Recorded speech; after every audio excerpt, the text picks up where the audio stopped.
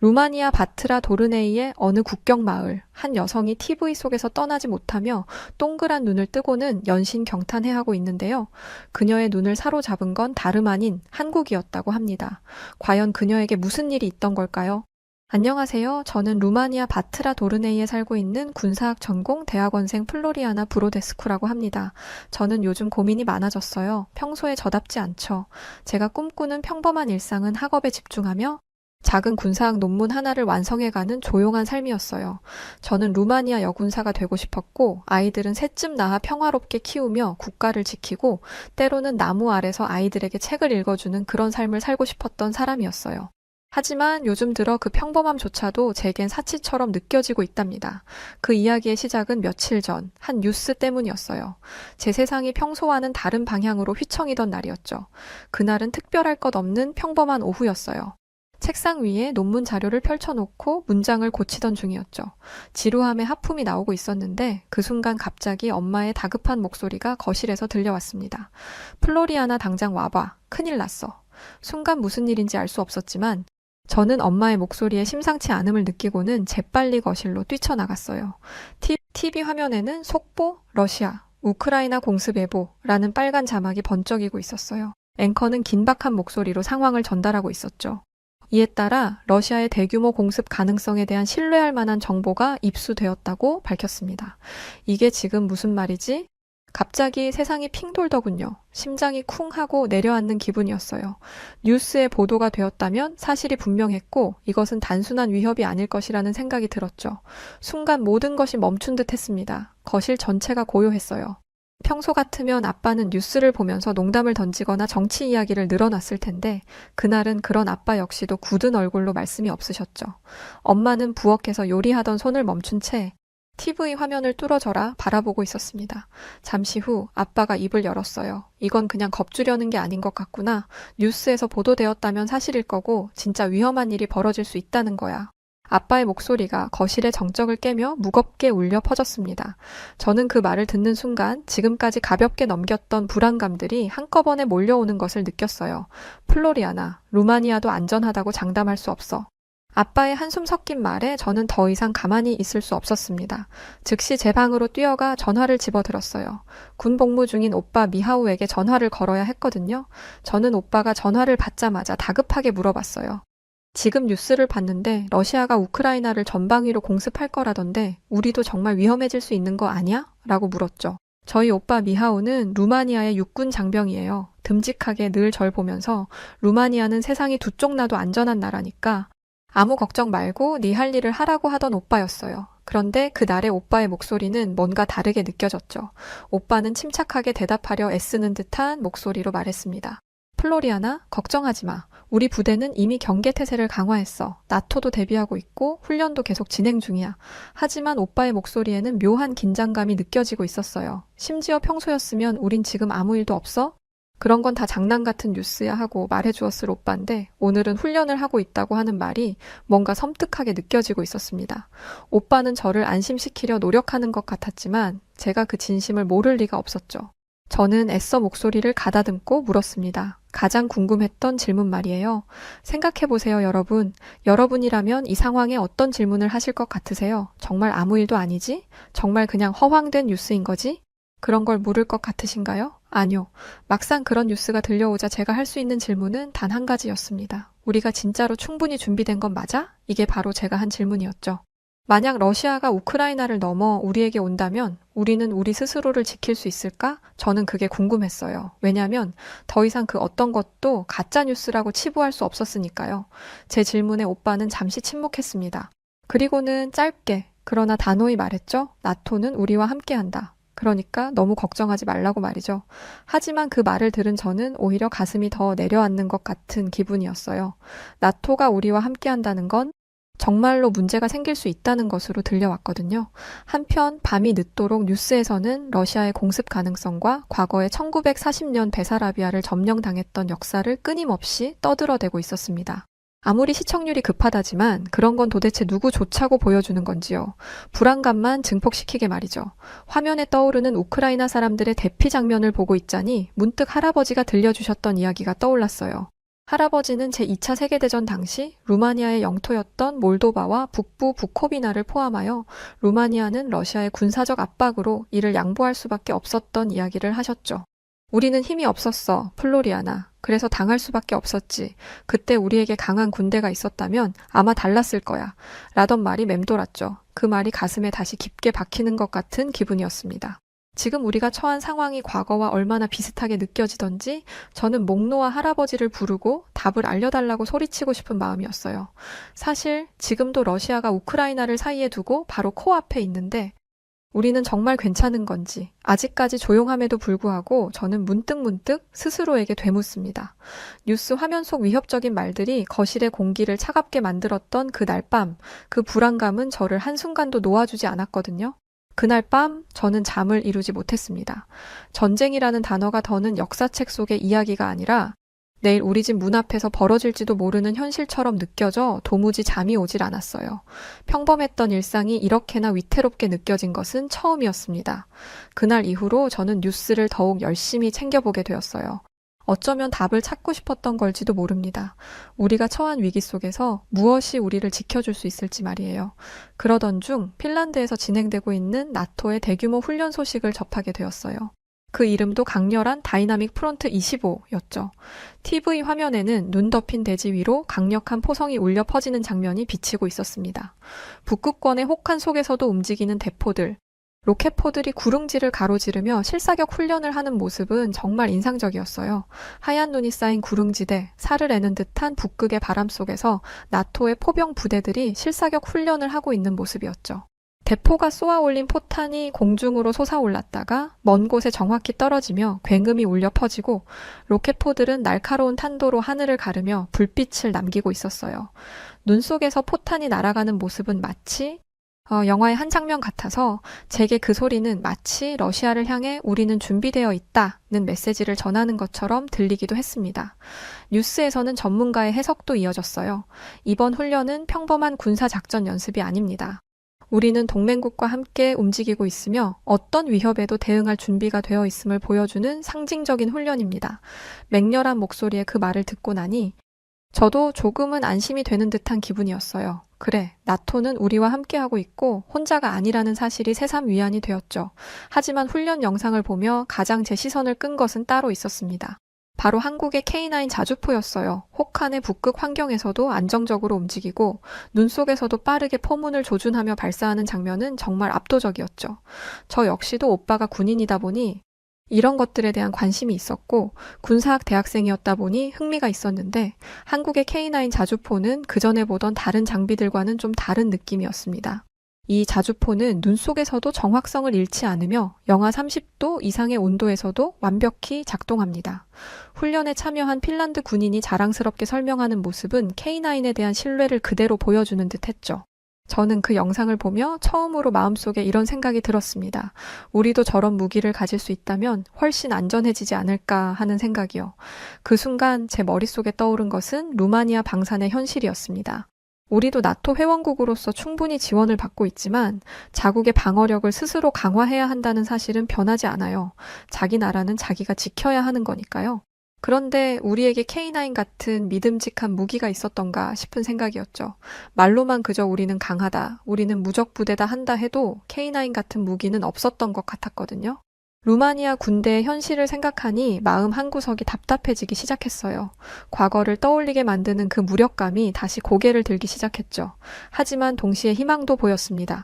핀란드가 K9 자주포를 사용하며 자신감을 갖는 모습을 보면서 우리도 그렇게 될 수 있다는 가능성을 느낄 수 있었어요. 그건 핀란드가 잘난 게 아니고 한국의 무기를 가진 게 장점이 되어준 거잖아요. 그 영상 속에서. 저는 핀란드의 병사들이 자신들의 무기를 얼마나 자랑스럽게 다루는지를 보며 끝없이 상상 속에 빠져들었어요. 눈 속에서도 흔들림 없이 움직이는 K9, 혹한 속에서도 작동하는 모습에 감탄하는 다른 군인들의 표정을 보며 저도 모르게 부러움을 멈출 수 없었죠. 내 생각에 우리도 저런 무기가 있다면 더 이상 과거처럼 두려워할 필요가 없을 것 같아. 저는 홀로 그런 말을 중얼거리기도 했어요. 저는 점점 K9 자주포와 한국 방산 기술에 대해 관심을 가지기 시작했습니다. 핀란드는 이미 한국 무기를 도입해 자신들의 방어 체계를 강화하고 있었고 그것이 성공적이라는 것을 분명히 입증해 보이고 있었어요. 우리 루마니아도 그런 선택을 할 수 있지 않을까요? TV를 끄고도 그 생각은 제 머릿속에서 떠나지 않았습니다. 그러다 문득 오래된 기억이 떠오르기 시작했습니다. 바로 할아버지께서 자주 들려주시던 이야기들 말이에요. 1916년 루마니아 부쿠레슈티 도시를 독일에게 점령당하기도 했었지. 전쟁에 패배하여 영토의 일부를 잃었고 러시아의 군사적 압박을 지속적으로 받아왔단다. 할아버지의 목소리는 늘 아프고 무거웠어요. 물론 할아버지가 청년이었던 시절인 2차 세계대전 당시에는 독일군과 루마니아가 한때 동맹국일 때도 있긴 했지만 루마니아는 그리 강한 국가가 아니었거든요. 전쟁에 패배하여 우리 땅을 침탈당해야 했던 일들, 우리에게 강력한 무기가 있었다면, 우리가 강했더라면 역사는 달라졌겠지. 하지만 그땐 아무것도 없었단다. 할아버지는 그런 이야기를 한없이 하고 또 하곤 했어요. 마치 제가 아니라 그 당시에 자신이 지키지 못했던 그 친구들을 향해 하는 말인 것처럼 말이에요. 어린 시절에는 그런 이야기가 단순히 오래된 과거의 일처럼 들렸습니다. 그냥 나이 드신 할아버지의 술주정처럼 들리기만 했죠. 이미 끝난 역사의 일부일 뿐이라고 생각했어요. 하지만 다급한 앵커의 목소리가 멈추지 않는 지금 요즘 같은 시대에는 할아버지의 그때 그 말들이 가슴 깊숙이 와 닿고 있습니다. 할아버지가 느꼈던 그 무력감이 고스란히 제게도 전해졌거든요. 러시아는 여전히 우크라이나를 사이에 두고 건너편에 있습니다. 우크라이나를 침공했던 그들이 지금 우리를 지켜보고 있다는 생각이 들자 머릿속이 복잡해졌죠. 우리나라도 준비되지 않았다면 과연 러시아의 위협을 이겨낼 수 있을까? 저는 한없이 그런 생각으로 인한 불안감에 시달렸어요. 우크라이나가 속수무책으로 당하고 있을 때 왜 우리나라는 가만히 있었을까 싶은 생각까지 들었죠. 진작에 힘을 합쳐 러시아를 박살냈어야 하지 않을까 싶기도 하고요. 아빠는 수시로 제게 그런 말을 버릇처럼 하시기 시작했어요. 루마니아도 안전지대가 아니야. 국경 너머에서 벌어지는 일은 언제든 우리에게 영향을 줄 수 있어. 라고 말이죠. 혼잣말을 하듯 읊조리는 아빠의 불안 어린 목소리. 저는 어느 순간 이젠 아빠가 아니라 제가 아빠를 지켜드려야 할지도 모른다는 생각에 더더욱 불안감에 떨기도 했습니다. 러시아의 공습 가능성, 핵무기 사용에 대한 암시, 이 모든 것은 지금도 우리에게 과거와 같은 고통을 안길 수 있다는 경고처럼 느껴졌죠. 그런데 저의 요즘 생각은 조금씩 달라지고 있어요. 한국의 K9 자주포 영상을 본 이후로 저는 단순히 과거를 두려워하며 앉아있기만 하고 싶지 않다는 생각이 들기 시작했죠. 할아버지가 이야기하던 무력한 루마니아가 아니라 스스로를 지킬 수 있는 루마니아를 꿈꾸고 싶어지기 시작했어요. 더 이상은 정말 두려움에 떨고 싶지가 않거든요. 그래서 더더욱 핀란드가 K9 자주포를 통해 자신감을 얻은 모습이 부럽고도 희망적으로 느껴지기도 하면서 한편으론 우리에게 저 한국 자주포가 있다면 핀란드보다도 훨씬 강해지지 않을까 하는 생각을 자꾸만 하게 돼요. 그들이 보여준 모습은 단순히 강한 무기를 가진 것만이 아니었어요. 그것은 자기 자신을 지킬 수 있다는 확신이었거든요. 저는 핀란드처럼 우리도 과거의 상처를 딛고 미래를 위한 새로운 선택을 할 수 있어야 한다고 생각해요. 그리고 이를 간절히 바라고 있죠. 우리는 더 이상 강대국 사이의 희생양이 될 수 없어요.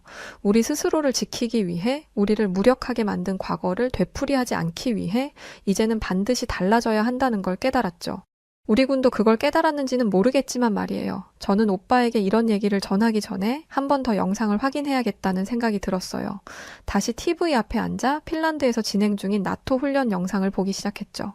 설원을 가로지르는 여러 무기들이 화면에 등장했지만 역시 이번에도 제일 눈에 띄는 것은 한국의 무기였죠. 훈련에 참여한 다른 나라들의 로켓포와 자주포도 훌륭했지만 K9의 움직임은 단연 돋보였어요. 아마 이건 제 생각만이 아니었던 것 같아요. 미국의 CNN은 이번 훈련이 러시아의 군사적 위협에 대응하기 위한 나토의 결속력을 보여주는 중요한 행사라고 평가했고 영국의 BBC는 혹한의 북극 환경에서 진행된 이번 훈련이 나토 회원국들의 상호 운용성과 전투 준비 태세를 강화하는 데 중점을 두었다고도 보도하고 있었어요. 또한 프랑스의 르몽드는 훈련에 참여한 한국의 K9 자주포가 극한의 기후 조건에서도 우수한 성능을 발휘하며 주목받았다고 전했죠. 세계 여러 국가들의 이러한 보도들은 한국 방산 기술이 얼마나 뛰어난지, 찬사를 보내며 국제사회에서의 안보 협력이 얼마나 중요한지를 열심히 떠들어대고 있었어요. 이런 기사를 보고 나자 저는 더더욱 확신이 들었습니다. 카메라가 K9을 클로즈업으로 비출 때마다 그것은 마치 생명체처럼 살아 움직이는 듯 보였죠. 혹한의 눈밭 위에서도 부드럽고도 강렬하게 이동하며 정확히 목표를 조준하는 모습이란 정말 압도적이었어요. 눈 덮인 지형에서도 전혀 흔들림 없이 목표를 향해 포문을 열고 이어지는 발포의 굉음까지 이 무기가 가진 힘과 안정성을 증명하기에 충분했죠. 영상 속에는 핀란드 군인의 인터뷰도 있었어요. 그는 K9의 성능을 자랑스럽게 설명하고 있었죠. 자기 나라가 만든 것도 아니면서 말이에요. 그는 이 무기가 영하 30도에서도 문제없이 작동한다고 말하면서 자신감이 넘치게 그 장비를 쓰다듬고 있었어요. 마치 아무도 갖지 못한 황금 장난감을 가진 것처럼 말이죠. 예상컨대 K9은 아무래도 핀란드의 방어 체계에서 핵심적인 위치를 차지하고 있는 듯 보였습니다. 훈련에는 영국의 최신형 아처 자주포와 프랑스의 카이사르 자주포도 참여했어요. 하지만 K9은 이 수많은 유럽 장비들 사이에서도 그들과는 차별화된 모습을 보여주고 있었죠. 거친 지형에서도 정확성을 잃지 않고 빠르게 이동하는 기동력은 기본이고 어떠한 혹한의 환경에서도 마치 슈퍼컴퓨터처럼 아무런 영향을 받지 않는 것 같았죠. 이 모든 장면들은 이 자주포가 단순히 전술적 무기가 아니라 전략적 방어 수단이라는 점을 확실히 느끼게 해주고 있었어요. 그러고 보니 저는 왜 핀란드가 한국에 무기를 도입하게 되었을지가 궁금해졌어요. 그리고 조사해봤는데 이렇게 자세히 알고 보니 그 이유가 꽤나 명확하더군요. 제일 먼저로는 K9 자주포의 성능과 신뢰성이 가장 큰 이유였습니다. K9은 영하 30도에서 영상 43도까지의 극한 온도에서도 안정적으로 작동할 수 있도록 설계되었다고 해요. 말도 안 되죠. 영하 30도라니요? 혹독한 북극 환경에서도 그 어떤 장애 없이 정확히 목표를 조준하고 발포할 수 있는 성능은 핀란드와 같은 혹한 지역 국가에 완벽히 적합한 선택이었을 거예요. 두 번째로 가격 경쟁력도 무시할 수 없었습니다. 한국의 K9은 유사한 성능을 가진 다른 나라의 자주포보다 훨씬 합리적인 가격에 제공된다고 해요. 이 점은 돈을 아껴 쓰고 싶어하는 짠돌이 핀란드인들에게 매우 매력적으로 다가왔겠죠. 세 번째로 빠른 공급 능력도 중요한 요인 중 하나였다고 해요. 한국의 방위산업은 무기 생산 및 납품에서 전 세계적으로 신뢰받고 있어요. 무기를 요청한 후 빠르게 공급받을 수 있다는 점은 방위력을 신속히 강화해야 하는 핀란드의 상황에 딱 들어맞았겠죠. 또한 한국은 기술 이전과 현지 생산 협력에도 매우 적극적이라고 해요. 핀란드는 이 협력을 통해 자국 내에서 K9 자주포를 생산하고 유지 보수할 수 있는 기반을 마련하게 되었다고 하더라고요. 그러니 단순히 무기를 구매하는 것에 그치지 않고 자국의 방위산업 역량까지 강화할 수 있는 기회를 제공했던 것 같아요. 한국이 말이죠. 결국 핀란드는 K9 자주포가 제공하는 탁월한 성능, 비용 효율성, 신속한 납품, 기술 협력이라는 모든 조건을 고려해 전략적으로 한국산 무기를 선택한 것이었어요. 사실상 완벽한 선택이었던 거죠. 그러니 누구보다 자신만만하게 러시아의 위협에 효과적으로 대비하며 강력한 방위 체계를 구축할 수 있었던 거예요. 저는 루마니아인 만큼 똑똑한 나라는 없다고 생각하지만 이번에 핀란드는 꽤나 똑똑한 결정을 내린 것 같아요. 인정해요. 핀란드는 러시아와 긴 국경을 맞대고 있는 나라거든요. 과거에 러시아로부터 침공을 받고 힘없이 희생당했던 역사를 가진 나라니 이제는 강력한 방어력을 갖춘 모습으로 변모할 수밖에 없었겠죠. 이번의 선택은 단지 무기의 성능만이 아니라 역사적 필요와 전략적 판단에 기반한 것이었던 것 같아요. 핀란드는 K9을 통해 극한 환경에서도 전선을 유지하고 방어력을 강화하는 데다가 과거의 약점을 철저히 보완하고 있었던 거죠. 영상을 보며 저는 핀란드가 보여준 이 모습을 보고 부러움과 희망을 멈출 수가 없었어요. 도대체 왜 루마니아는 핀란드보다 먼저 이런 무기를 도입하지 않았을까? 우리도 충분히 할 수 있지 않을까? 핀란드처럼 한국산 무기를 통해 우리 방위력을 더 강하게 만들 수 있다면 더 이상 과거의 희생자로 머물 필요가 없을 텐데 하는 생각이 멈추질 않았죠. K9의 모습은 단순히 강한 무기를 가진 나라의 상징이 아니라 자신을 지킬 수 있다는 자신감의 표현처럼 보였거든요. 핀란드가 K9을 통해 얻은 자신감과 전략적 이점, 그게 바로 지금의 루마니아에도 반드시 필요한 것이 아닐까 하는 생각이 머릿속을 떠나지 않았어요. 저는 여기에 박차를 가해 더 많은 한국의 무기들을 검색하기 시작했습니다. 역시나 한국엔 더 다양한 무기들이 있더군요. FA-50 전투기, K2 전차, 그리고 세계적으로 주목받고 있는 차세대 전투기 KF-21까지. 이 모든 무기들 중 하나라도 우리가 가진다면 루마니아 방위력을 한 단계 끌어올릴 수 있을 것만 같았어요. 핀란드처럼 우리도 한국과 협력한다면 어쩌면 우리는 유럽 내에서 자국의 군사적 위상까지도 높일 수 있을지 몰라요. 핀란드가 한국과의 협력을 통해 강력한 방위 체계를 구축하며 자부심을 갖기 시작했잖아요. 루마니아라고 왜 그런 자신감 넘치는 인터뷰를 못하겠냐고요? 며칠 뒤 저는 대학원 친구들과 만나 이 이야기를 나누게 되었습니다.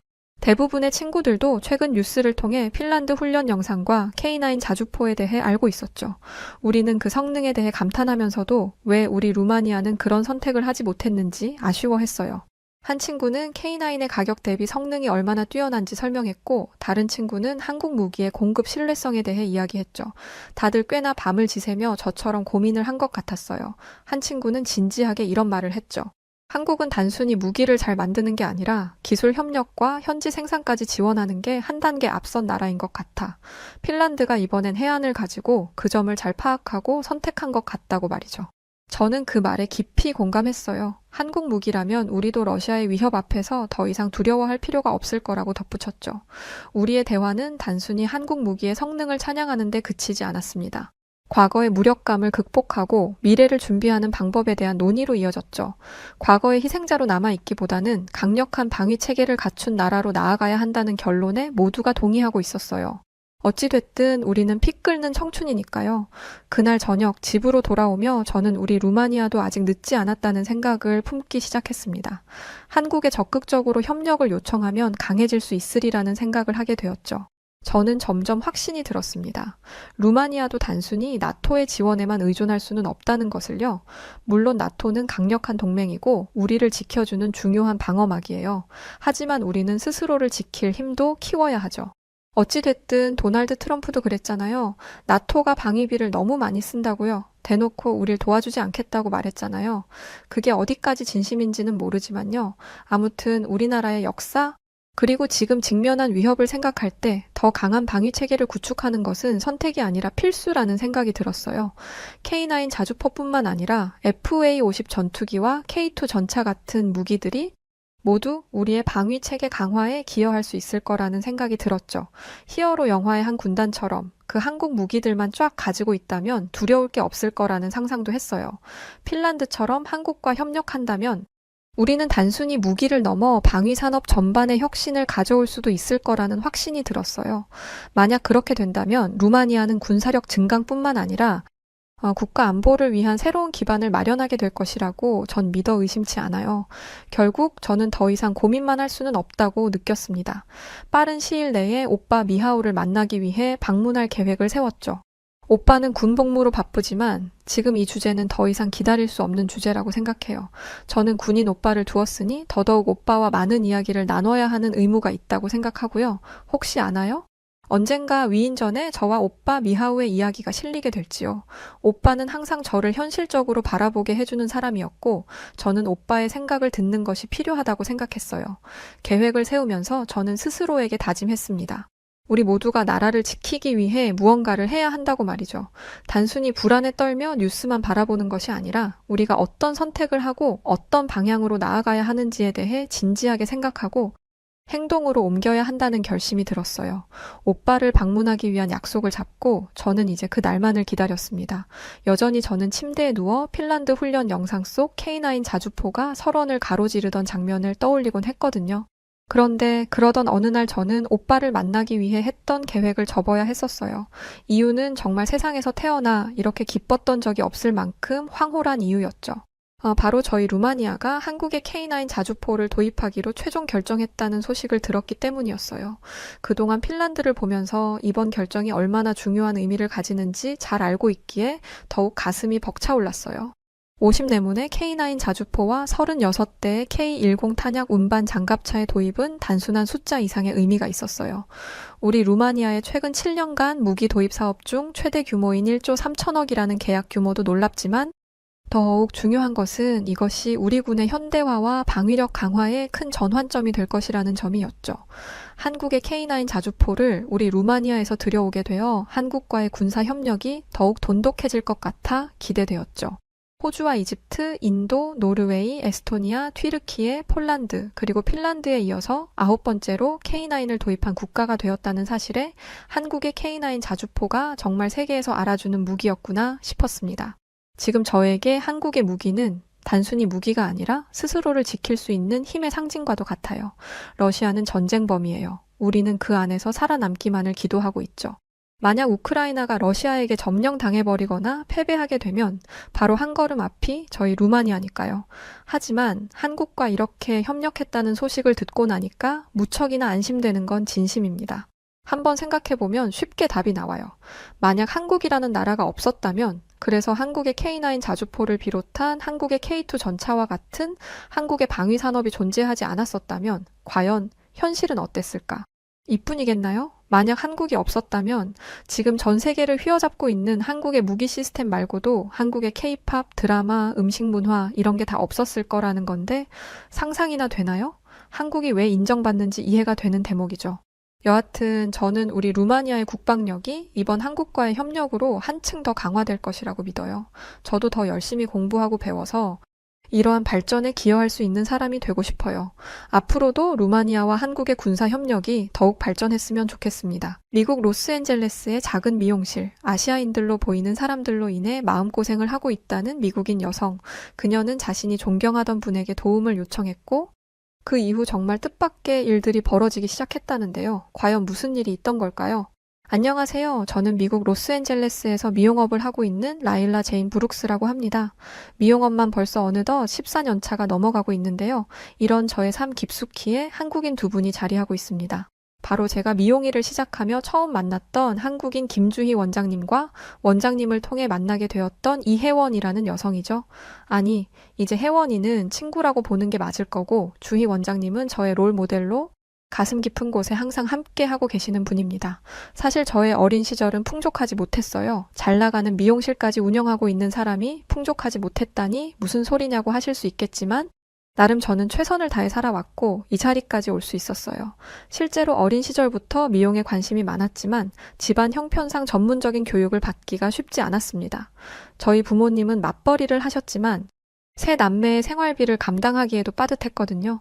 하지만 어릴 때 평소 가지고 놀던 여자 인형의 머리를 빗어주면서 아마 그때 헤어 디자이너가 되고 싶다는 생각을 했기에 꿈을 접고 싶지는 않았어요.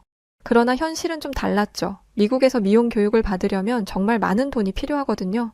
우리 집은 넉넉치 않았기 때문에 헤어 디자이너가 되는 꿈을 포기해야 하나 하는 생각도 많이 했었습니다.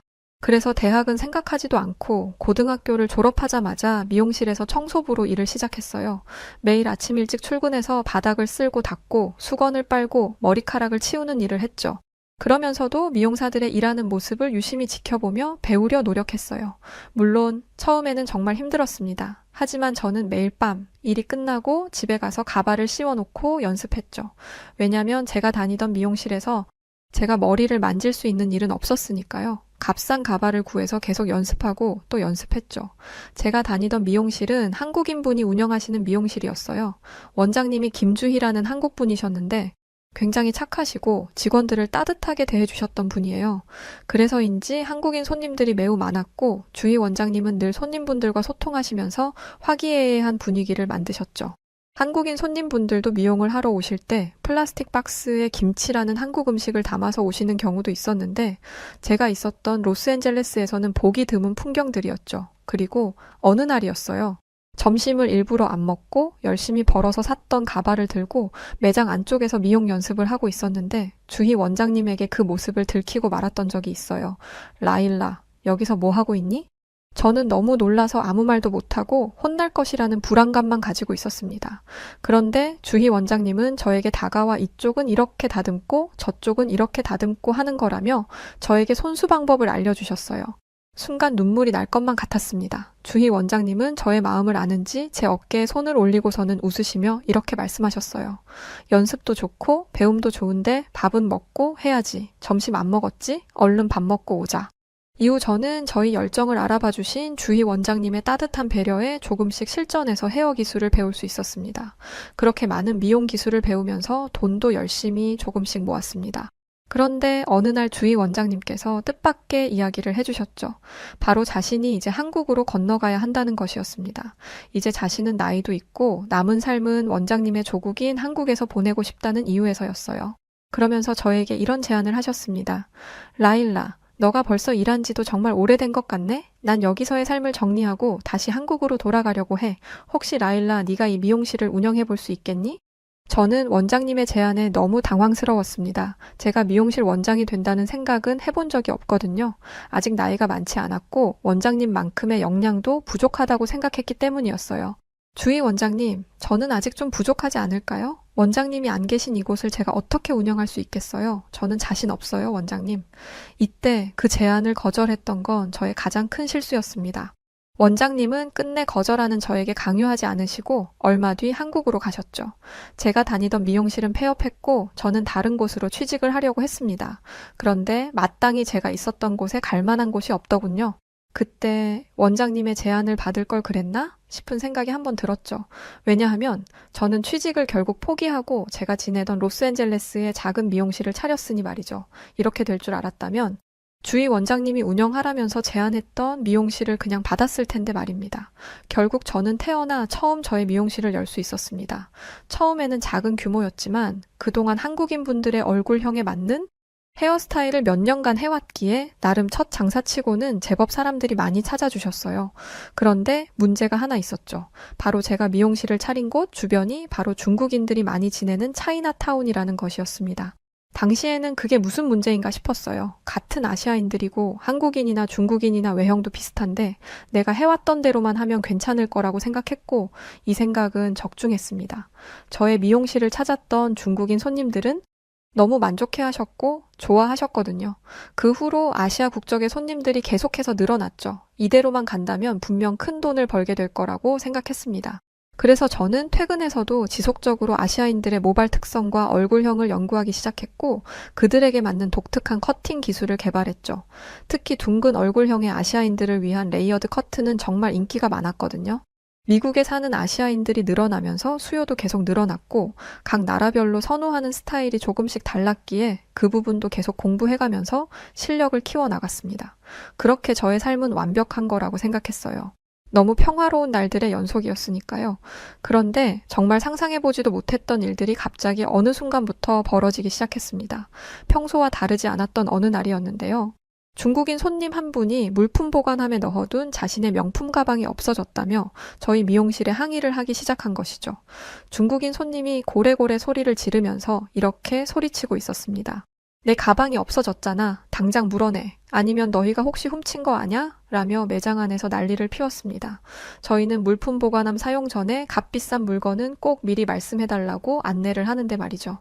저는 즉시 CCTV를 확인하려 했지만 당시에는 입구에만 CCTV가 설치되어 있어서 물품 보관함 쪽은 확인이 불가능했었습니다. 결국 그날은 손님의 거센 항의에 못 이겨 가방 가격을 전액 배상해 줄 수밖에 없었죠.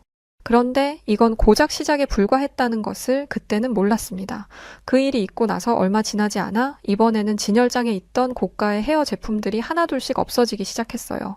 처음에는 직원들의 실수로 생각했는데 매일 재고를 체크해보니 분명 도난이 의심되는 상황이 발생했었죠. 특히 샴푸나 트리트먼트 같은 대중적인 제품이 아닌 수입 헤어 에센스나 스타일링 제품들만 골라서 없어진다는 게 수상했었어요. 매장 곳곳을 꼼꼼히 살펴보니 빈 용기들이 쓰레기통에서 발견되기도 했습니다. 뿐만 아니라 어떤 날은 제가 잠깐 자리를 비운 사이에 진열장 안쪽에 있던 $1,000짜리 프리미엄 헤어 쉐럼이 사라졌어요. 그날 저희 매장을 찾았던 손님들은 중국인 단체들이 왔었는데 CCTV가 없다 보니 누가 가져갔는지 특정할 수가 없었죠. 이런 일들이 반복되자 저는 결국 매장 곳곳에 CCTV를 설치하기로 결정했습니다. 입구뿐만 아니라 물품 보관함, 진열장, 시술 공간 등 사각지대가 없도록 꼼꼼하게 설치했죠. CCTV를 설치하고 나서 영상을 확인해보니 충격적인 장면들이 많았어요. 중국인 손님들이 시술을 받으러 온 척하면서 진열된 제품들을 가방에 챙기는 모습이 고스란히 찍혀 있었거든요. 특히 놀라웠던 건 이들의 수법이 매우 조직적이었다는 점입니다. 보통 2-3명이 함께 입장해서 한 명이 직원의 시선을 분산시키는 동안 다른 사람이 제품을 훔쳐가는 시기였죠. 영상을 보면서 정말 할 말을 잃었어요. 시술을 받으면서도 틈만 나면 주변의 제품들을 살피고 아무도 보지 않을 때 재빨리 가방에 넣는 모습들이 찍혀 있었고 심지어 일부러 시술 중간에 화장실을 가는 척하면서 물품 보관함을 뒤지는 장면도 있었습니다. CCTV 설치 후에도 도난 시도는 계속됐지만 이제는 확실한 증거를 남길 수 있게 되었기에 저는 경찰에 신고했고, 이런 일이 빈번했기에 경찰 신고가 번거로웠지만 적어도 피해 금액을 돌려받을 수는 있게 되었죠. 그러나 돈을 떠나서 이런 상황이 계속되니 직원들의 스트레스도 심해졌어요. 손님이 오면 도둑질할까봐 계속 긴장해야 했고, 물건이 없어지면 책임 소재를 가리느라 서로 불편해하기도 했습니다. 그런데 이게 끝이 아니었어요. 이런 도난 사건들이 계속되던 중에 더 큰 문제가 발생했습니다. 어느 날 중국인 여성 2명이 미용실에 들어와서 다짜고짜 환불을 요구하기 시작했거든요. 그날도 평소처럼 손님들을 응대하고 있었는데 갑자기 2명의 중국인 여성이 들어오더니 며칠 전에 받은 염색이 완전히 망했다며, 당신들 내 머리 어떡할 거야? 이게 머리라고 한 거야? 책임져 빨리. 당연히 손님이 원하는 방식으로 저희는 미용을 했던 것이고 분명 마음에 든다며 매장을 떠났었는데, 뜬금없이 다시 찾아와 소리를 지르며 자신의 머리를 책임지라고 하니 답답했죠. 그런데 저는 놀랄 만한 이유를 알게 되었어요. 이렇게 깽판을 치던 중국 손님들은 정확히 3일 전에 미용을 받고 가셨던 손님들이었어요. 우리 미용실은 미용 후 24시간 이내에 문제가 발생했을 경우에 환불이 가능한 규정이 있었습니다. 시술 당일에는 정말 만족스러워하면서 가셔놓고 정확히 3일이 지나고는 다시 왔던 거예요. 그리고 우리 미용실에서 미용했을 당시의 머리와는 완전히 달랐어요. 원래 우아한 밝은 갈색이었던 머리가 거뭇거뭇하게 변해 있었고 모발 상태도 엉망이었습니다. 알고 보니 이 중국 손님들은 의도적으로 머리를 망가뜨린 흔적이 역력했습니다. 전문가가 봐도 이건 자연스러운 변색이 아닌 다른 약품을 사용해서 일부러 색을 바꾼 것처럼 보였죠. 모발 끝이 마치 탄 것처럼 새카맣게 변해 있었고 일부는 푸르스름한 끼가 돌았어요. 이건 분명 다른 약품을 사용했거나 일부러 머리를 망가뜨린 것이 분명했습니다. 하지만 중국인 손님은 계속해서 소리를 지르며 환불을 요구했고 주변 손님들도 불편한 기색을 보이기 시작했습니다. 결국 저는 이들을 상담실로 안내했죠. 상담실에서 차분히 설명을 드리려고 했습니다. 미용 당시에 찍혀있던 사진도 보여드리고 이런 변색이 자연스럽게 일어날 수 없다는 것도 설명했죠. 하지만 그분들은 전혀 들으려 하지 않았습니다. 오히려 2사람은 더 큰 소리로 소란을 피우기 시작했고 경찰을 부르겠다며 협박까지 했습니다. 심지어 인스타에 올리겠다며 휴대폰으로 동영상 촬영까지 시작했죠. 저희 미용실의 평판이 걱정되기도 했지만 이런 부당한 요구를 들어주면 안 된다고 생각했어요. 그래서 끝까지 환불은 불가능하다고 말씀드렸죠. 결국 2사람은 경찰을 불렀고 경찰이 와서 상황을 파악한 후에야 겨우 돌아갔습니다. 하지만 이게 끝이 아니었죠. 다음 날 아침 그 손님들이 다시 찾아왔어요. 이번에는 변호사까지 동행했다면서 한 남자를 데리고 왔더라고요. 손해배상을 청구하겠다며 으름장을 놓았죠. 이 일이 있고 난 후 저는 주변 상인들과 이야기를 나누게 되었습니다. 놀랍게도 비슷한 수법으로 환불을 요구하는 중국인들 때문에 곤란을 겪었던 가게들이 많았다고 해요. 주변 미용실 원장님들도 다들 비슷한 경험이 있다고 하시더라고요. 그래서 결국 중국인 손님은 받지 않기로 했다며 중국인 출입금지 표시를 붙이는 게 좋겠다고 조언해 주셨습니다. 그래서 저희 매장에도 중국인 출입금지 표시를 붙였죠. 그런데 얼마 되지 않았는데 전혀 생각하지도 못했던 아주 황당한 일들이 벌어지기 시작했어요. 어느 날 아시아인 한 명이 미용실에 들어왔고 저는 평소처럼 중국인 출입금지 표시를 가리키며 혹시 중국인이시면 입장이 불가하다고 말했죠. 그런데 그 손님이 갑자기 한국어로 말을 하기 시작했어요. 자신은 한국인인데 왜 중국인으로 취급하느냐며 매우 화를 내셨습니다. 머리는 좀 지저분해 보였고 옷차림도 평소 한국인 손님들과는 달랐지만 분명 한국어를 하고 계셨거든요. 당황한 저는 계속해서 사과를 했지만 그 손님은 휴대폰으로 미용실 내부를 촬영하면서 소리를 지르기만 했습니다. 결국 그대로 나가버렸죠. 불쾌하다고 말이에요. 다음 날 아침부터 휴대폰이 멈추지 않고 울렸어요. 밤사이 SNS에 저희 미용실이 한국인을 차별한다는 글이 올라왔더라고요. 영상까지 같이 올라가면서 순식간에 퍼져나갔습니다. 게시글에는 로스앤젤레스의 한국인 인종차별 미용실, 한국인을 중국인 취급하는 미국인 원장, 이와 같은 자극적인 제목이 달렸고 수많은 비난 댓글이 달리기 시작했습니다. 처음에는 해명 댓글을 달아보려고 했는데 오히려 상황이 더 악화됐어요. 누군가가 제 해명을 캡처해서 사과는 않고 변명만 한다며 다시 퍼나르기 시작했거든요. 이 상황은 걷잡을 수 없이 커져갔고 한국 커뮤니티에서도 불매 운동이 시작됐습니다. 예약되어 있던 한국인 손님들도 하나둘씩 취소 연락을 해왔죠. 또한 미용실 전화번호가 공개되면서 한기 전화도 끊임없이 왔어요. 심지어 한국어로 욕설을 하는 전화도 많았고 영어로 위협적인 메시지를 남기는 사람들도 있었습니다. 매출은 급격히 감소했고 미국에 사는 한국인들 사이에서 저의 미용실은 완전히 블랙리스트가 되어버렸습니다. 아시아 손님들이 큰 비중을 차지했던 터라 저에게 정말 큰 타격이었고 심지어 미용실을 접어야 하나 하는 생각까지 가질 정도였어요. 또한 기존 단골 손님들도 더 이상 오지 않으셨어요. 수년 넘게 오셨던 손님께서는 미안하지만 당분간 올 수 없을 것 같다며 문자를 보내셨더라고요. 매출이 70% 이상 감소하면서 직원들 급여를 주는 것도 힘들어졌습니다. 일부 직원들은 스스로 그만두겠다고 했고 저는 폐업까지 고민하게 됐죠. 임대료도 밀리기 시작했고 재고로 쌓아둔 제품들은 판매가 전혀 되지 않았어요. 더 이상 버티기 힘들다고 생각했을 때였어요. 눈물만 흘렀습니다. 예전에 저를 가르쳐 주셨던 주희 원장님 생각이 머릿속에서 떠올랐어요. 만약 주희 원장님이었다면 이 상황을 어떻게 해결하셨을까? 오늘따라 주희 원장님이 너무 보고 싶을 뿐이었어요. 하지만 그럴 수 없었죠. 원장님은 한국에 계셨으니까요. 이대로는 안 되겠다는 생각이 들어서 목소리라도 듣고자 전화를 걸었어요. 원장님은 밝게 전화 받아주셨고 저는 울면서 저의 상황들을 모두 털어놓았어요. 그런데 가만히 저의 이야기를 듣던 원장님은 뜻밖의 말씀을 하셨죠. 라일라, 캘리포니아 주립대학교에 조카 아이가 다니고 있어. 마침 아르바이트 일을 찾는다는 연락을 받았었는데 너희 매장으로 가라고 이야기할 테니 우리 조카를 만나보렴. 주희 원장님께서 말씀하신 조카는 이혜원이라는 여성이었고 미국 캘리포니아 주립대학교 졸업반의 여대생이었어요. 다음 날 오후 무렵 원장님이 말씀하셨던 혜원이가 찾아왔습니다. 저는 그동안 있었던 일들을 모두 설명했고 특히 문제가 된 CCTV 영상을 보여주었죠. 혜원이는 영상을 보자마자 저 사람은 절대 한국 사람이 아니에요. 라고 하더라고요. 옷차림새나 행동이 전형적인 중국인의 모습이고 한국어도 어색한 억양이었다면서 중국인이 한국어를 조금 배워서 이런 일을 저지른 게 분명하다고 했습니다. 혜원이는 미용실을 살리기 위한 구체적인 계획을 제안했습니다. 우선 SNS에 올라간 영상을 전문가의 도움을 받아 분석하고 그 사람이 진짜 한국인이 아니라는 것을 증명하자고 했죠. 혜원은 자신의 한국인 친구들과 함께 미용실에서 받은 시술 사진을 SNS에 올리면서 지금까지 받은 서비스가 얼마나 좋았는지 후기를 남기겠다고 했어요. 진실을 알리는 게 중요하다면서요. 게다가 혜원은 미용실에서 파트타임으로 일하면서 한국인 손님들의 불편함을 해소하겠다고 제안했습니다. 처음에는 너무 감사했지만 한편으로는 걱정도 됐어요.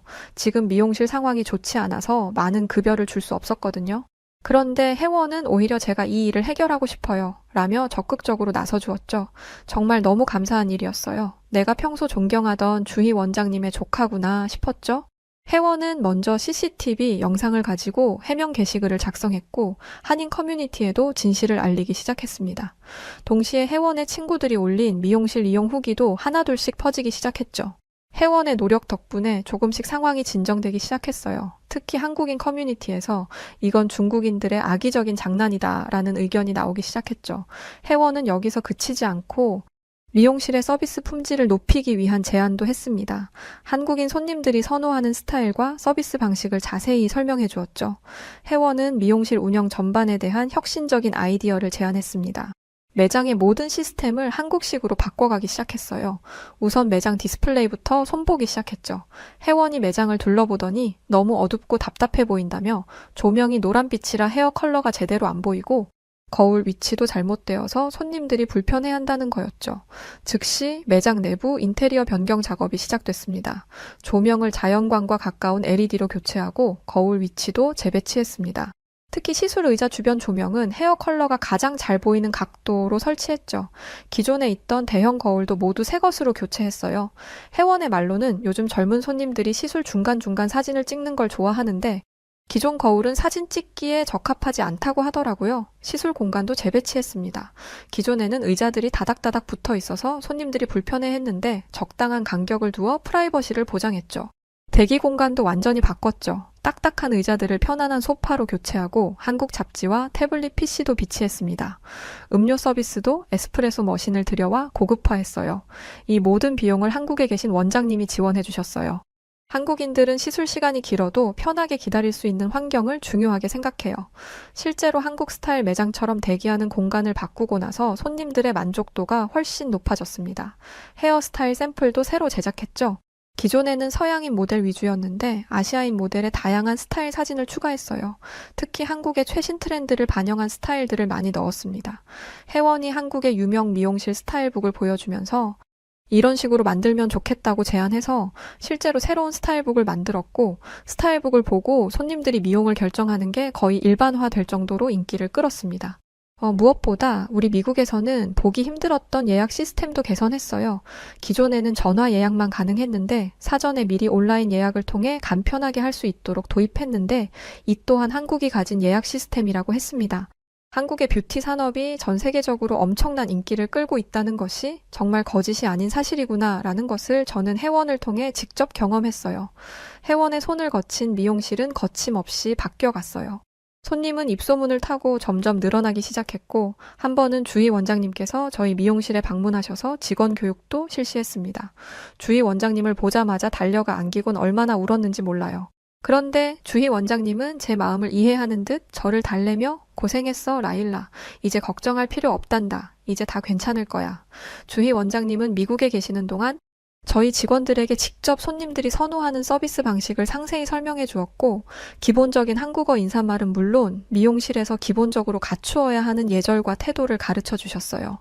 이런 많은 변화들이 하나둘 매장에 자리를 잡으면서 미용실의 매출도 서서히 회복되기 시작했습니다. 특히 온라인을 통한 홍보 효과가 매우 컸죠. 혜원이 올린 시술 영상들이 미국 커뮤니티에서 화제가 되기 시작했는데, 특히나 애프터 케어 방법이나 스타일 유지를 위한 팁을 담은 영상의 반응이 정말 좋았습니다.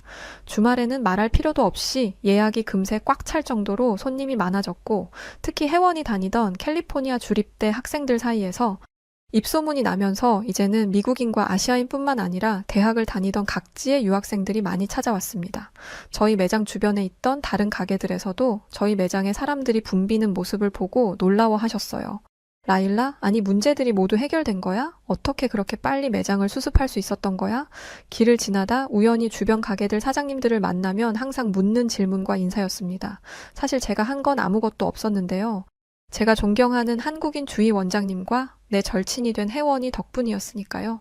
그렇게 미용실이 안정을 찾아가던 중 문제의 중국인들이 다시 나타났다는 소식이 들려왔던 사건이 있었습니다. 사건은 이랬어요. 저희 가게와 가까운 곳에서 의류 매장을 운영하시던 사장님이 계세요. 그런데 자신의 친동생도 시애틀에서 의류 매장을 하고 있었는데, 그곳에 중국인들이 들어와 저희 매장에서 벌어졌던 방식과 유사한 방법으로 의류들이 도난당하고 있다는 소식이었어요. 시애틀에는 차이나타운을 비롯해서 리틀 사이공, 재팬타운 등 아시아인들이 많이 있는 곳이기도 했으니 분명 벌어질 수 있는 일이라고 생각되더라고요. 옆 건물 의류 매장 사장님이 급하게 달려와 저에게 도움을 청하셨죠. 라일라, 내 동생 매장에 중국인들 같은데 똑같은 방법으로 의류를 계속 도난당하고 중국인들이 난리를 피우나 봐. 어떻게 하면 좋겠는지 방법 좀 알려줘, 제발. 마침 저희 매장은 안정화가 되었고 휴식도 필요했기에 혜원이와 이틀 정도 휴가를 다녀올 계획을 하던 차였습니다. 저는 혜원이와 이야기를 나누곤 옆 건물 의류 매장 사장님을 돕기로 결정했죠. 그리고는 저는 혜원이와 의류 매장 사장님 친동생이 운영한다는 시애틀 매장으로 향해 갔습니다. 저희가 있던 로스앤젤레스에서 약 4시간 정도 걸리는 거리에 있었죠.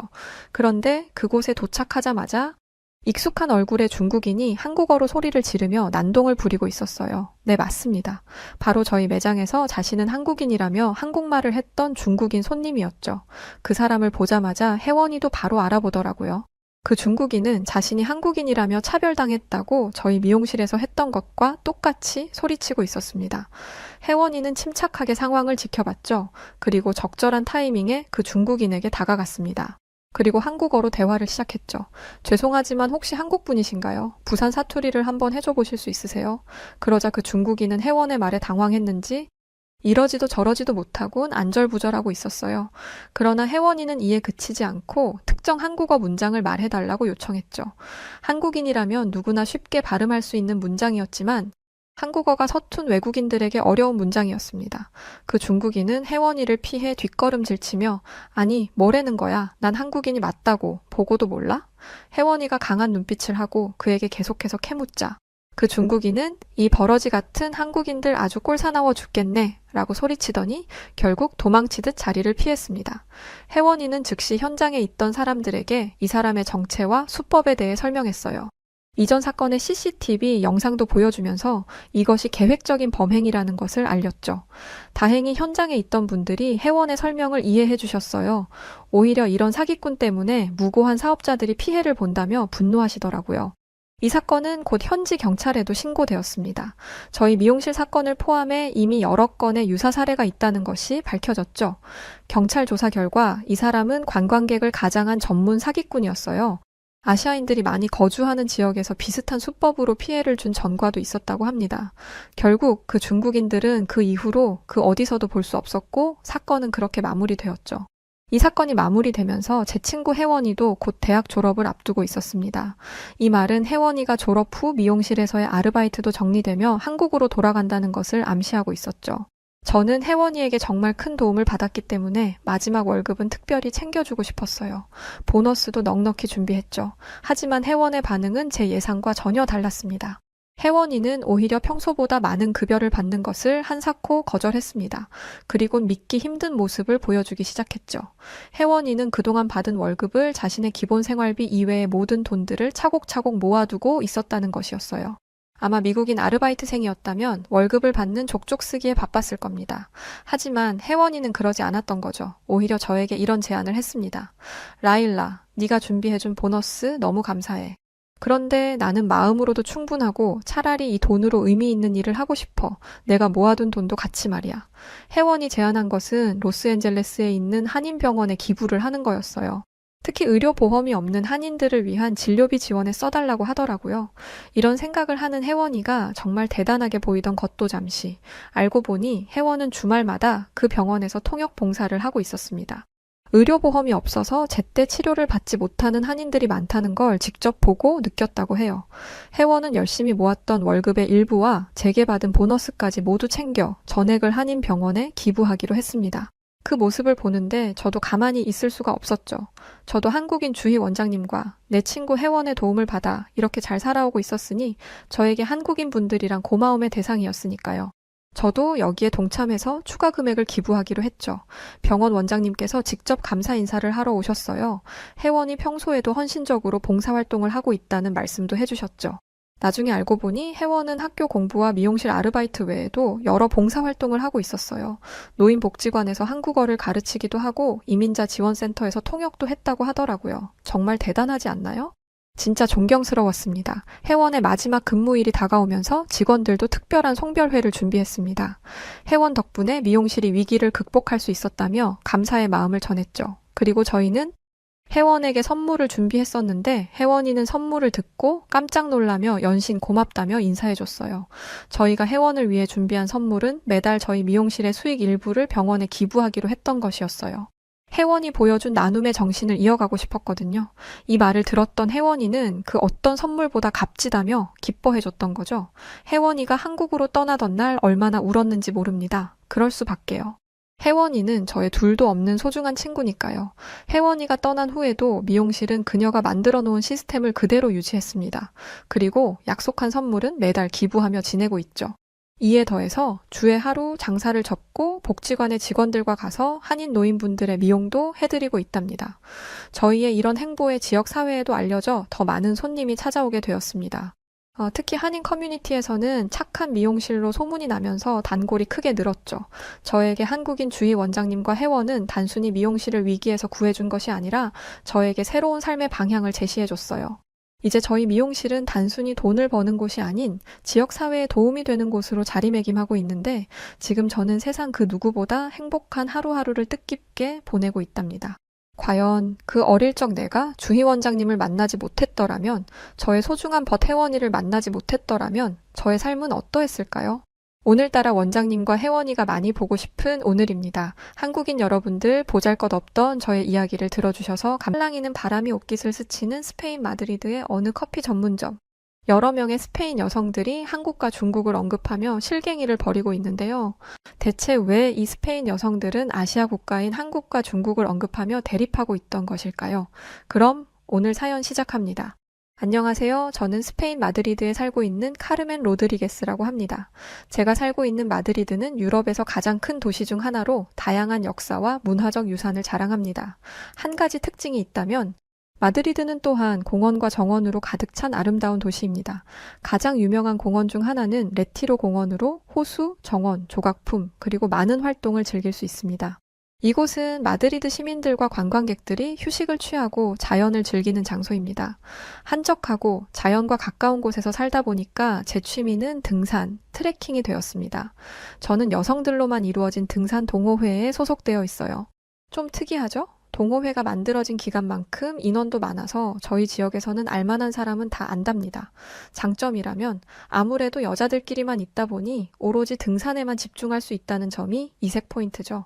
뿐만 아니라 동호회에서 활동하며 저와 같은 취미를 가진 사람들과 소통하다 보면 에너지도 얻고 무엇보다 혼자 하는 것보다 즐겁고 안전하게 등산을 즐길 수 있습니다. 저는 아직 대학에 다니고 있는데 지금이 아니면 이렇게 열심히 산을 탈 수 없다고 생각하고 있습니다. 그래서 스페인에 있는 산이란 산은 다 가봤던 것 같아요.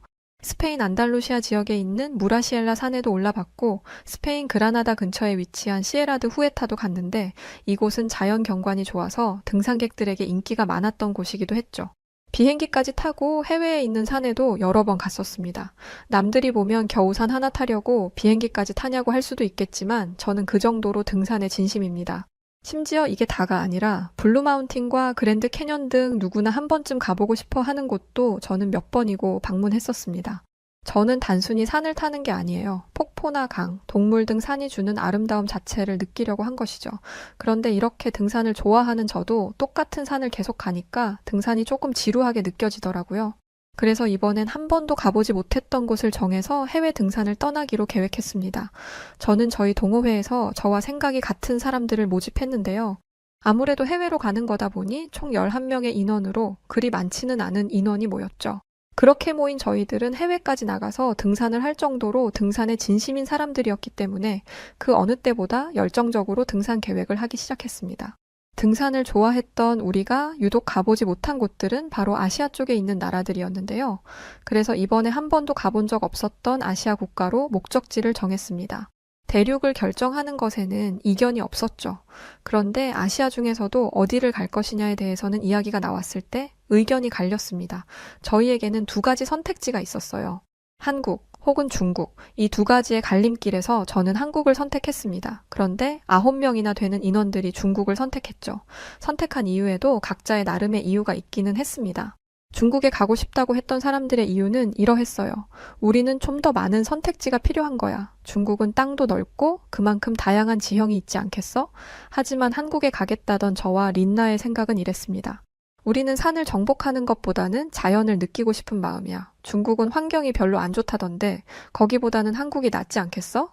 중국에 간다는 회원들은 중국의 환경이 안 좋은 만큼 한국의 환경도 좋지 않을 거라고 했습니다. 옆에 붙어 있는 나라이기도 하고 실제로 황사나 미세먼지 같은 문제로 고생을 한다고 하더라고요. 산 좋고 공기 좋고 물 좋은 스페인에 사는 저희에게 이런 문제는 생소하면서도 심각한 문제였죠. 중국으로 가겠다는 회원들은 중국이나 한국이나 공기 안 좋은 건 매한가지인데 어차피 갈 거면 그나마 더 크고 선진국인 중국으로 가는 게 좋겠다고 했고 저와 린나는 중국이 한국보다 선진국이라는 말에 동의할 수 없다며 반박했죠. 우리 스페인 전역에 깊숙하게 들어와 있는 한국의 문화들만 봐도 알 수 있는데 왜 중국이 한국보다 좋을 거라고 생각하는지 이해 못하겠다고 말했습니다. 그러자 한 동료는 대체 무슨 말을 하는 거냐면서 중국은 미국 다음에 있는 두 번째 국가이고 한국은 10등 안에나 겨우 들까 말까 한 조그만 나라인데 중국과 한국을 비교하는 것 자체가 잘못된 생각 같다며 정색했죠. 그러면서 한국으로 가겠다면 가라면서 아마 한국에 갔다가 대번에 땅을 치고 후회할 거라면서 한국을 선택한 저와 린나를 무시하는 듯한 표정으로 몰아세웠습니다. 결국 저희는 그렇게 팀이 두 개로 쪼개지고 말았죠. 저와 린나는 한국으로 떠났고 나머지 9명의 동료들은 중국으로 갔습니다. 공항에서까지도 동료들은 한국을 선택한 저희들이 미련하다며 한숨을 쉬더군요. 그러면서 인터넷 좀 보라면서 중국은 경제력, 군사력, 기술력, 자연 친화력, 모든 게 한국보다 위에 있다면서 왜 아직 선진국 반열에도 오르지 못한 한국을 가겠다고 우기냐며 끝까지 염장을 지르더군요. 물론 저희도 내심 걱정은 됐었습니다. 한국을 직접 가본 적이 없었기 때문에 확실할 수는 없었지만 왠지 한국의 마음이 더 애틋하게 갔고 린나 역시도 마찬가지 기분을 느꼈죠. 동료들이 그러거나 말거나 우리 둘은 설레었습니다. 중국으로 떠나는 9명의 동료들은 비행기를 타기 위해서 저희와 헤어졌고, 저와 린나는 한국으로 출발하기 전 인터넷에 한국의 명산을 검색해 봤죠. 총 100개의 명산 리스트가 나오더군요. 저희는 그 중에서 우리는 서울과 멀지 않았던 관악산을 먼저 가보기로 선택했습니다. 그런데 사실 별로 힘들 것 같지는 않았습니다. 관악산은 서울 구경하는 김에 잠깐 들르는 휴게소 같은 산이라고 생각했죠. 그런 생각을 한 이유는 도심과 가까운 곳에 있던 산이었기 때문이에요. 수도는 가장 번화한 도시이고 지형적으로 험난하면 사람이 살기 어렵기 때문에 수도에는 산이 없는 경우가 많습니다. 아주 면적이 큰 도시가 아니라면 말이죠. 그런데 서울은 큰 도시가 아니라고 생각했고 그런 곳과 가까운 곳에 있던 산이었죠. 수도와 가까운 곳에 있으려면 그리 험준하지 않아야 하고 사람들의 접근도 좋아야 하기 때문에 분명 어렵고 험한 산이 아니라고 생각했습니다. 그래서 가볍게 산을 오를 생각으로 첫 번째 등산지를 관악산으로 선택했던 것이죠. 그런데요, 사실 그때 한국에 처음 도착하고 린나와 저는 엄청 당황했었습니다. 커도 공항이 너무 컸었기 때문이에요. 그저 한국이 작다라는 인식이 강했어서 그랬는지 정말 많이 놀랬었습니다. 저희뿐만 아니라 한국을 처음 와보게 되는 외국인들은 아마 저희들과 비슷한 기분들을 느끼지 않을까 싶어요. 그냥 다 현대화되어 있더라고요. 인터넷에서 한국의 인천공항이 세계적으로 손가락에 꼽히는 공항이라더니 정말 대단했죠. 저희는 바로 숙소로 가서 짐을 내려놓고 서울을 잠시 들러 구경했다가 관악산으로 가기로 하고 버스를 타고 서울 도심까지 이동했습니다. 그런데 서울로 가까워지면 가까워질수록 저희는 의아함을 감출 수가 없었어요. 왜냐하면 서울까지 가는 길에 초록빛 풍경이 굉장히 많았거든요. 그것도 숲풀로 우거진 산들도 많았습니다. 저기 멀리 보이는 거 설마 산인가? 우리 여기까지 오는 동안 엄청나게 많은 산들을 봤어. 어떻게 이럴 수가 있지? 평지가 거의 없는데? 저희가 놀란 건 한국엔 평지가 없고 평지보다 산이 많다는 것이었어요. 한국에 오기 전 한국 국토의 70%가 산이라는 이야기를 봤었는데 그때는 이해가 안 됐던 내용이 실제로 보니까 이해가 되더라고요. 스페인은 땅이 많은 만큼 평지도 많습니다. 그래서인지 산으로 둘러싸여 있는 한국의 모습이 매우 신기하게 느껴졌죠. 저와 린나는 서울에 도착하기 전부터 한국에 오는 것이 잘한 선택이었음을 확신할 수 있었습니다. 그리고 마침내 서울에 도착했을 때 저희는 9명이나 되는 다수의 의견을 따르지 않고 꿋꿋하게 한국행을 고집한 자신을 칭찬할 수밖에 없었어요. 왜냐하면 서울은 신세계 그 자체였기 때문이었죠. 버스에서 내리자마자 눈앞에 펼쳐진 빌딩 숲도 놀라운 일이었는데 한국의 체계적인 교통 시스템은 스페인 마드리드와는 전혀 다른 수준이었습니다. 저희는 첫 번째 대중교통으로 지하철을 탔는데요. 여기서 가장 놀란 건 사람들의 시민의식이었습니다. 린나가 교통카드를 만들면서 씨름하는 동안 개찰구를 계속해서 보고 있었는데 아무리 봐도 무임승차를 하는 사람들이 안 보이더라고요. 모든 사람이 카드를 찍고 지하철을 타는데 한참을 지켜봐도 돈을 안 내고 그냥 타려는 사람들을 볼 수 없어서 놀랐습니다. 그래서 지하철 안에서 무임승차를 잡아내는 사람이 있을 거라고 생각했거든요. 사람이 직접 다니면서 승차권을 확인하고 무임승차가 걸리면 100배의 금액을 벌금으로 낸다든지 뭐 그런 거 말이죠. 제가 왜 이런 생각을 했냐면 마드리드가 이렇기 때문이에요. 그런데 저는 여행하는 내내 검표를 하는 사람을 단 한 번도 보지 못했습니다.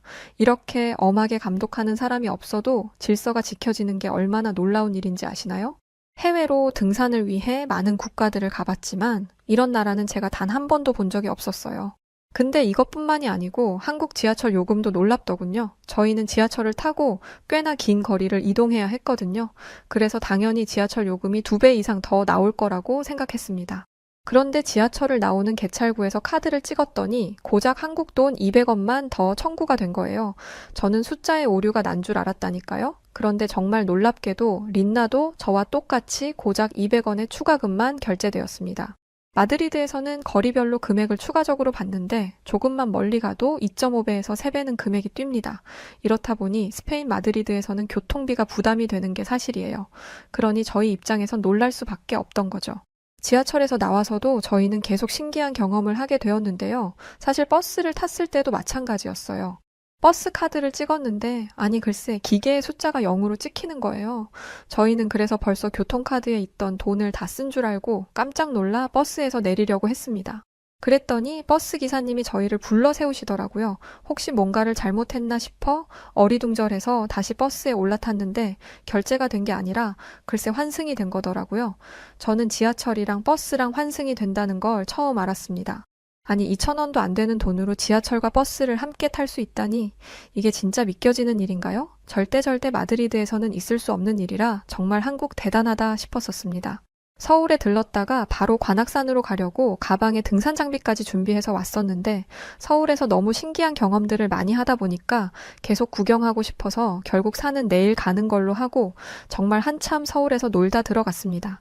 다음 날 저희는 아침 일찍 일어나서 저희가 한국에 왔던 목적인 관악산으로 향했습니다. 관악산 초입에 선 저와 린나는 자신감이 가득했어요. 이 정도 산이야 뭐 금방 후다닥 오를 수 있을 거라고 확신했죠. 솔직히 별거 아니라고 생각했었어요. 그냥 가벼운 동네 뒷산 정도? 가볍게 몸이나 풀자는 생각으로 찾아왔던 곳이었으니까요. 다른 유명한 명산들에 비하면 한국산은 다 쉬울 거라고 예상했습니다. 그런데 저희가 이런 자신감을 더 가질 수 있게 했던 이유가 있었어요. 바로 관악산에 올라가는 분들 중 대부분이 저희 할머니, 할아버지 정도 되시는 어르신 분들이었기 때문이에요. 저런 어르신분들도 가벼운 마음으로 산을 오르는데 평소 산에 오르는 걸 취미로 하기도 했었고 또 젊었던 저희들이니 전혀 어려울 것이 없다고 생각했던 거죠. 관악산을 보여주는 지도를 보니까 산을 오르는 다양한 코스가 있다는 걸 알았습니다. 그래서 저희는 단 1초의 고민도 하지 않고 그나마 가장 어렵다는 코스를 선택해서 산을 오르기로 마음먹었죠. 하지만 이 선택은 한국산을 우습게 보고 거만한 생각을 했던 저희들이 아주 크게 혼쭐이 나는 선택이었습니다. 알고 봤더니 이 서울 근교에 있던 관악산은 관악산이라는 이름 중간에 악이라는 명칭이 정말 산을 오르다 악소리가 날 만큼 힘들다는 것을 의미했던 것이죠. 코스만 700개가 있을 정도라는 관악산은 1시간 이내로 다녀올 수 있는 가벼운 코스도 있었고 정말 죽을 만큼 힘든 악소리 나는 무시무시한 코스도 있었던 것입니다. 그걸 알 리 없었던 저희는 무턱대고 서울 근교에 있는 산이니 어렵지 않을 거라고 쉽게 생각했던 것이었죠. 해발 629m의 관악산에서 정말 저와 린나는 온 몸에 땀을 뻘뻘 흘렸을 만큼 애먹으며 올랐었습니다. 아무리 올라가도 끝이 보이지 않았죠. 그리고 바닥은 또 왜 이리 울퉁불퉁한 건지 관악산을 만만하게 보고 트레킹 운동화도 챙겨오지 않았던 저희는 발바닥을 타고 올라오는 통증을 고스란히 느끼며 산을 올라야 했어요. 숨이 턱 끝까지 차올라서 잠시 쉬어가고 있는데 위에서부터 사람들이 내려오는 거예요. 그분들은 저희와 비슷한 시간에 출발했던 어르신들이었습니다. 저희는 땀을 뻘뻘 흘리고 있는데 그분들은 땀 한 방울 안 난 듯 힘든 기색 없이 오히려 개운한 표정으로 산을 내려오고 계셨죠. 저와 린나는 멍하니 그분들을 볼 수밖에 없었어요. 저희는 혼란에 빠졌습니다. 어르신들도 쉽게 오르는 산을 20대 초중반인 우리가 오르지 못하다니 우리의 체력이 엉망인 건가? 라는 생각과 한국 어르신들의 체력이 다른 나라 사람들은 범접조차 할 수 없는 것이라는 생각이 교차되면서 혼란스러웠죠. 저희는 둘 다 정답이라고 결론 내렸습니다. 등산 동호회 출신이라는 자부심과 젊음의 패기로 다시 산을 올라가던 저희는 얼마 지나지 않아 큰 위기에 봉착했습니다. 바로 린나가 발목을 살짝 삔 것이었어요. 린나는 등산화가 아니라 일반 운동화를 신고 있었는데 다리에 힘이 풀리면서 발목이 꺾였습니다. 등산화를 신었다면 신발이 발목을 잡아줬을 테지만 운동화를 신고 왔으니 다치는 건 순식간이었죠. 아주 못 걸을 정도는 아니었지만 가파른 내리막길을 걸어가는 건 힘들었습니다.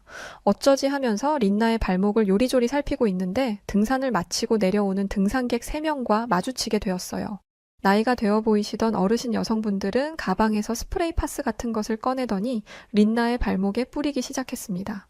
그리고 나니 갑자기 어떤 분은 가방에서 압박 붕대를 꺼내시더라고요. 그리고는 아주 능숙한 손길로 린나의 발목을 칭칭 감기 시작했습니다. 저는 무슨 구급대에서 나온 줄 알았습니다. 혹시 이분들 조난당해 본 적 있으신가? 라는 우스운 생각까지 들었을 정도였죠. 린나는 은인분들의 손에 이끌려 무사히 하산할 수 있었습니다. 그러면서 한 분은 저에게 오이를 주시더라고요.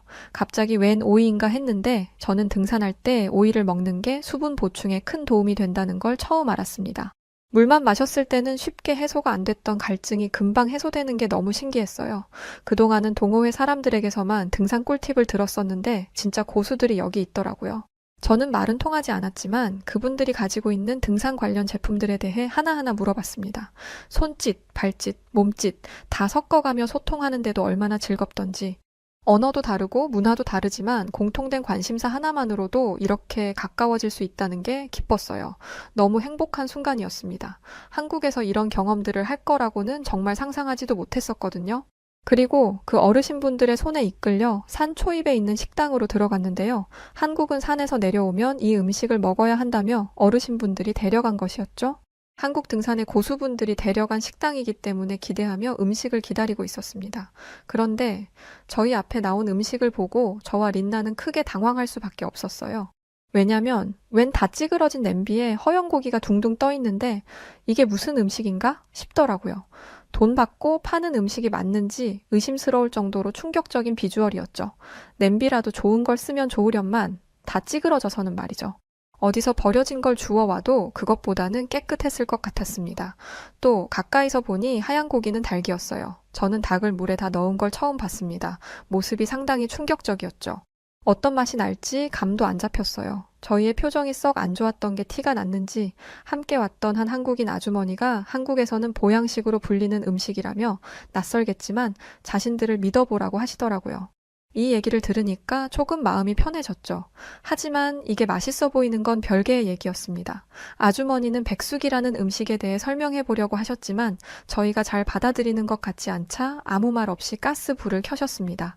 이내 국물이 보글보글 끓기 시작했고 저는 음식에서 풍기는 맛있는 냄새에 정신을 차릴 수가 없었어요. 가볍게 등산하고 와서 밥을 먹을 요량이었기 때문에 아침부터 제대로 먹은 게 없었거든요. 저는 음식을 먹어도 된다는 사인이 떨어지자마자 국물을 한 입 먹었습니다. 세상에 그런 맛이 있는지 전 처음 알았습니다. 어떻게 이런 맛이 있을 수가 있죠? 태어나 처음 느껴본 맛이었지만 구수한 게 기가 막혔죠. 백숙 국물을 먹고 난 저는 그동안 제가 인생을 헛살았다는 생각을 하기까지 했습니다. 뜨끈한 국물 한 숟가락 먹는데 온몸에 피가 도는 게 느껴지면서 피로가 풀리는 듯 했습니다. 한국에서 정말 큰 도움을 주셨던 어르신분들은 다리를 쭉 하고 찢어서 저와 린나에게 하나씩 주시고는 국물하고 함께 먹어보라며 주셨는데요. 어르신분들이 주신 닭다리를 먹었는데 제 생각과는 전혀 다른 맛이었어요. 쫄깃하면서 촉촉하고 담백한 맛이 났습니다. 등산을 하고 나면 항상 먹는 게 고민이었는데 이렇게 따뜻하고 담백한 음식이라면 얼마든지 먹어도 되겠더라고요. 그저 산만 오르면 그만이라던 저희들의 등산 개념을 벗어나 한국은 등산을 오르기 전부터 오르는 과정, 등산을 마치고 내려와서 먹는 것까지 이런 문화적 시스템이 완벽하게 갖추어져 있던 나라였습니다. 그것뿐만인가요? 낯선 타국에서 온 저희들을 조건 없이 친절하게 대해주시고 도움까지 주시는 모습에 정말 진정한 어른들은 한국에 있구나 싶었죠. 저와 린나는 저희에게 도움의 손길을 건네주고 맛있는 음식까지 대접해준 아주머니들에게 감사 인사를 전했습니다. 아주머니들은 혹시 도움이 필요하면 연락하라면서 핸드폰 번호까지 주셨어요. 저와는 전혀 다른 인종의 사람인데 잃어버린 제 이모를 찾은 것 같은 애틋한 마음까지 들었습니다. 너무 행복한 순간이었습니다. 산 하나로도 마음을 얼마든지 주고받을 수 있는 나라는 한국이 유일하다는 생각이 들었죠. 그렇게 크게 혼쭐 났었던 관악산을 뒤로 하고 숙소로 가는 길 전화가 걸려왔었습니다. 바로 중국으로 떠났던 동료들이었죠. 저는 반갑게 전화를 받았습니다. 그런데 전화를 건 동호회 회원의 목소리는 영 좋지 않았어요. 전화 통화에서 동호회 회원은 한국은 어떻냐고 저희들의 근황을 묻더라고요. 저희는 오늘 저희에게 있었던 일들과 저희가 한국에서 봤던 것을 세세히 이야기했습니다. 그러자 중국에 간 회원들이 하나같이 입을 모아 지금이라도 한국으로 가면 안 되겠냐고 하더라고요. 무슨 이유 때문인지는 와서 얘기해준다고 한 회원들은 그날 짐을 싸서 한국으로 넘어왔습니다. 오랜만에 만난 회원들은 저와 린나에게 하소연하며 울분을 토했어요. 아니 선진국 반열에도 못 들어간 한국이라는 나라에 간다면서 그렇게들 무시하더니 이게 대체 무슨 꼴인지 약간 통쾌한 감도 들더군요. 중국으로 갔던 회원들은 저희들에게 이런 이야기를 들려주었습니다. 우리가 대체 산에 간 건지 쓰레기를 보러 간 건지 모르겠어. 중국의 유명 산에 갔더니 쓰레기가 천지였다고 합니다. 사람들이 가지고 온 쓰레기들이 그대로 방치되어 있어서 보기도 안 좋았고 음식물 같은 것도 그냥 버려두고 가는 탓에 음식물 썩는 냄새도 났다고 하더라고요. 동호회 회원들은 중국은 하늘이 항상 어둡더라. 베이징 공항에 내리자마자 하늘이 뿌옇길래 구름이 낀 건가 했는데 그게 미세먼지더라고. 이런 환경인데 산이라고 공기가 좋겠어? 산 위로 올라가면 올라갈수록 숨이 막히는 기분이었어.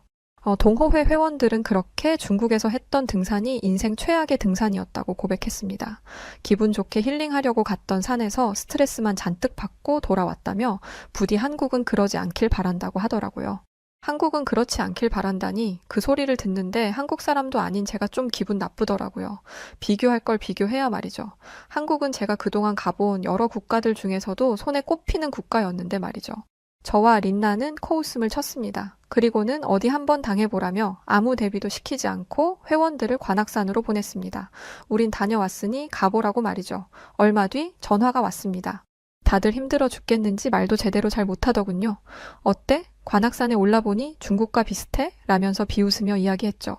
저희는 동료들에게 산에서 좀 내려오면 만나는 식당에 있을 테니 그리로 오라고 말하고 전화를 끊었습니다.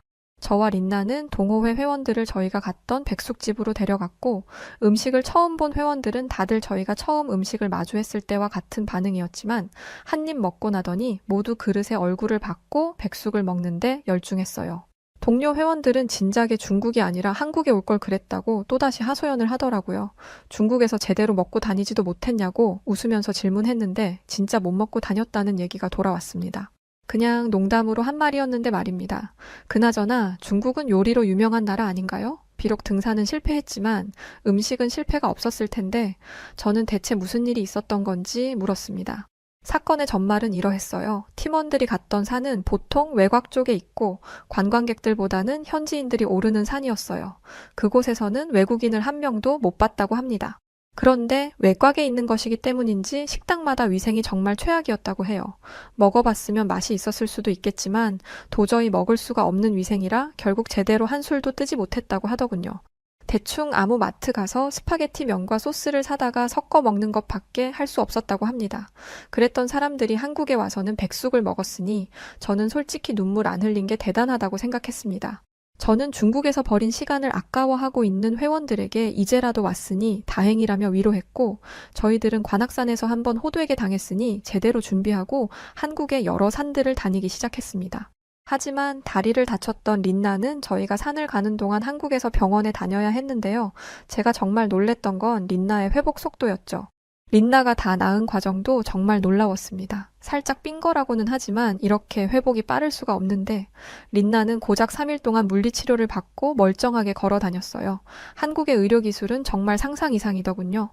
스페인 마드리드였다면 의사 얼굴도 못 보고 자연치료 했어야 했을 텐데 한국의 의료체계는 수준 높았던 한국의 교통 시스템 체계만큼이나 상당히 높다는 걸 깨닫게 되었습니다. 린나가 치료받는 동안 동료 회원들과 북한산, 청계산, 도봉산까지 다녀왔었는데요. 린나를 두고 멀리 갈 수가 없어서 서울 근교에만 다녀서 아쉽다는 생각이 들더라고요.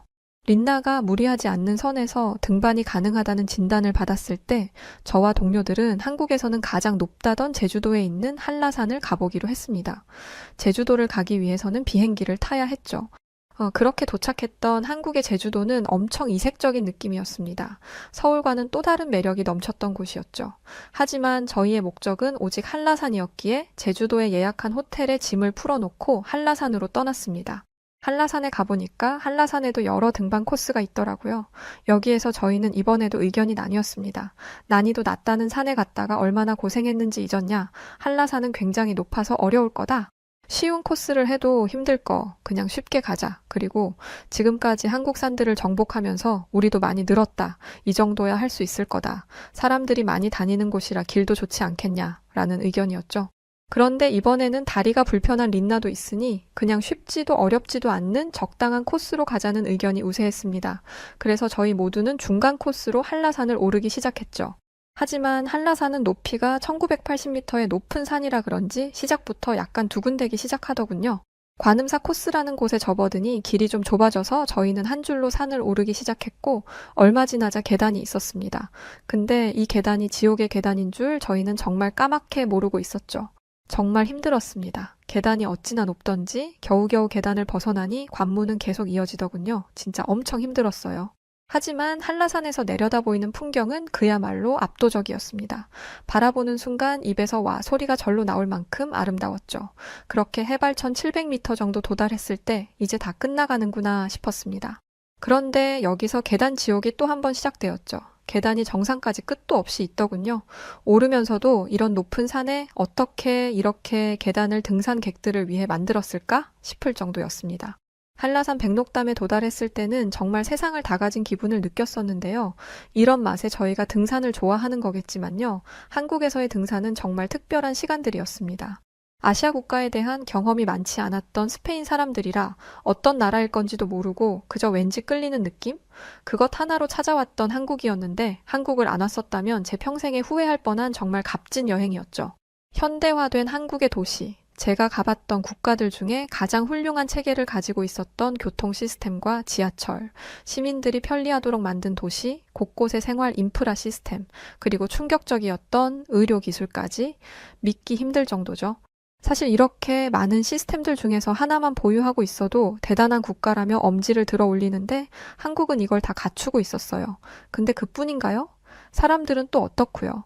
타인의 배려와 따뜻한 친절까지 이보다 완벽한 나라가 있을까요? 저는 없다고 봅니다. 그래서 무조건 저는 다시 한국으로의 여행을 계획하고 지속적으로 찾아올 생각입니다. 한국에서 명산이라고 불리는 100개의 산 중에 고작 4군데밖에 못 갔으니까요. 한국에 와야 하는 이유가 충분하죠? 제 친구 린나 다리를 살펴주고 맛있는 백숙을 대접해줬던 어르신분들 몸 건강하시고요. 뿐만 아니라 한국의 모든 분들 늘 행복하고 값진 날들만 있길 바랍니다. 또 오겠습니다. 고마웠습니다. 안녕히 계세요. 자, 오늘 사연은 여기까지입니다. 그냥 한국에서 태어나 살다 보니까 산을 항상 품고 있던 이런 대한민국의 모습이 해외에서는 신기한 풍경이었다는 걸 오늘 알게 되었네요. 또 우리나라 등산 문화가 이렇게 훌륭했는지도 산을 저는 안 다녀봐서 몰랐는데 알게 되었습니다. 우리 여우튜브 구독자분들께서도 등산을 즐기시는 분들이 많을 거라고 생각되는데요. 늘 안전한 등산 되셨으면 좋겠습니다. 사연 보내주신 카르멘 로드리게스 씨의 에피소드 오늘 어떻게 들으셨나요? 사연이 재밌으셨다면 구독과 좋아요, 알림 설정 부탁드리고요. 그럼 지금까지 사연을 읽어드리는 여우튜브 송은지였습니다. 더 좋은 영상으로 찾아뵐 것을 약속드리면서 이만 인사드릴게요. 끝까지 시청해주신 분들 모두 고맙습니다. 감사합니다. 당신만의 여우튜브